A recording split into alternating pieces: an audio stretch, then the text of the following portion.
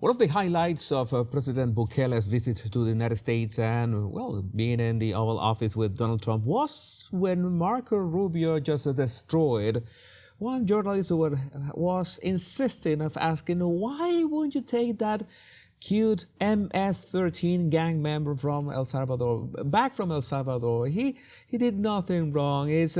Must be a nice citizen, must be an engineer. You know, that kind of asinine and stupid questions that the mainstream media, in this case CNN, I don't know if this was Kaitlan Collins, but was destroyed thoroughly, and I want to understand, what is the point of asking these questions if this is what you're going to get? You have to watch this.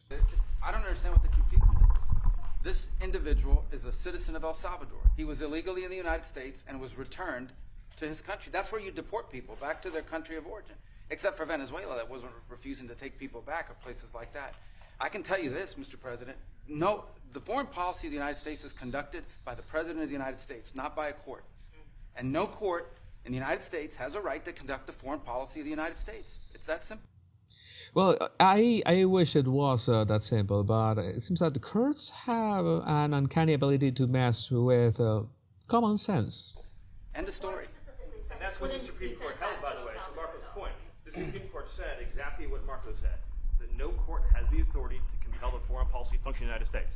We won a case 9-0, and people like CNN are portraying it as a loss, as usual, because they want foreign terrorists in the country who kill. That is Stephen Miller speaking, Homeland Security advisor. Women and children. But President Trump, his policy is foreign terrorists that are here illegally get expelled from the country, which, by the way, is a 90-10 issue. Well, Mr. President, you said that if the Supreme Court said someone needed to be returned, that you would abide by that. You said that on your first lunch 2 days ago. How long do we have to answer this question from you? Why don't you... How many times do I have to show you this lesson, or teach you this lesson, old man? Say, isn't it wonderful that we're keeping criminals out of our country? Why can't you just say that? Why do you go over and over, and that's why nobody watches you anymore? You know, you have no credibility. Please, go ahead.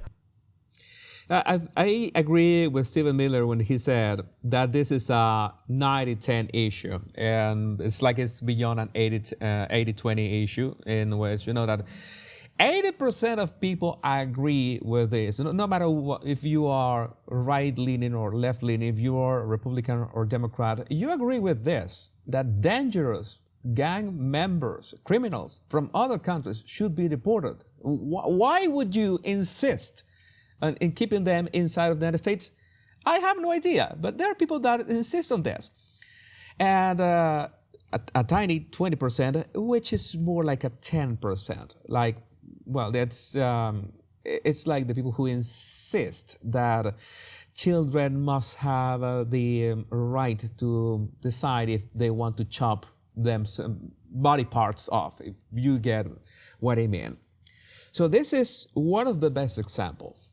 You are in the Oval Office. You have to understand the circumstances, the desperation of the mainstream media, and how the reason why so many Democrat politicians are literally fleeing these topics. They want to sound and look centrist. They want to distance themselves from the most extreme positions, such as this, because they realize that they make no sense, and all of a sudden, oh, how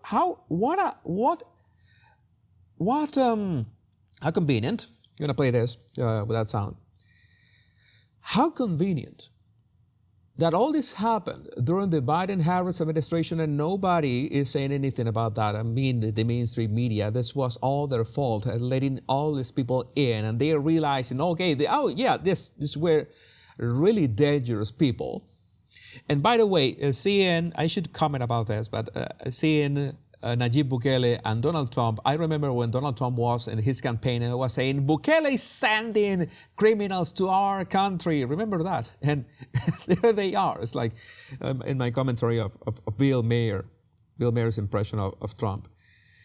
But I say this, and you're going to see that this is the Hail Mary of mainstream media. They know that they cannot back down from these topics. They cannot back down from asking such stupid questions as, why don't you take this criminal back?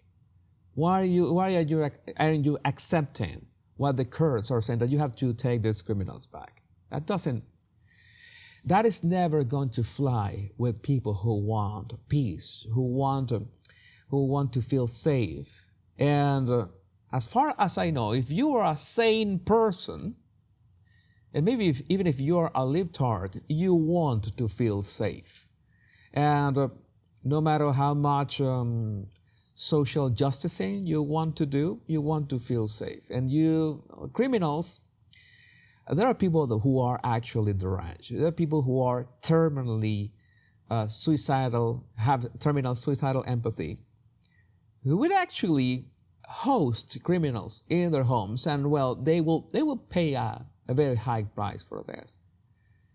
But you can, I was talking about, imagine this: you're a journalist and you're in the Oval Office, and you have Bukele and Trump, and you cannot have, it's hard to have a more no-nonsense couple of world leaders sitting in the Oval Office, and you're going to ask the most stupid question of all. I get, we were talking about the attention economy these days, but this is beyond the attention economy. This is beyond who is your audience, who agrees with that, who is in sync with these courts or judges who order to bring back a dangerous criminal into the United States after he's been deported, when he's not a citizen of the United States, which, by the way, Trump made another remarks that have been really controversial.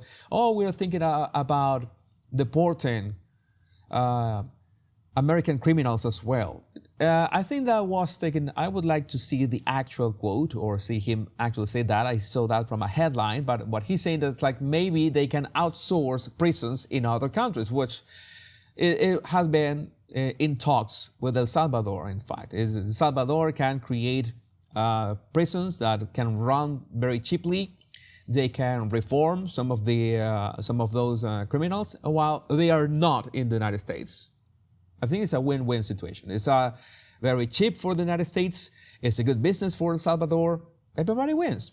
But it's not actually deporting United States citizens. But you know how people are going to get triggered, are going to take Trump's words out of context whenever they can, and going to create hoaxes, and they're going to spread those hoaxes. This is the best example that we have, that the mainstream media has absolutely nothing to hang on to.